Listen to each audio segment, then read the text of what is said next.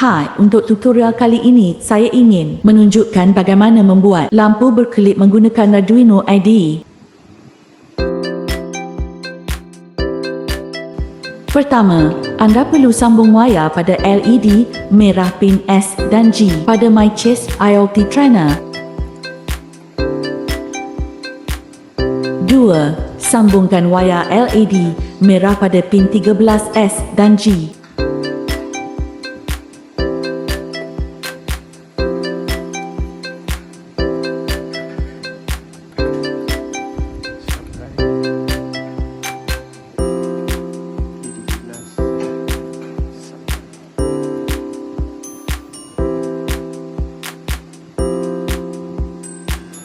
3. Sambungkan wayar USB pada Mycest IoT trainer.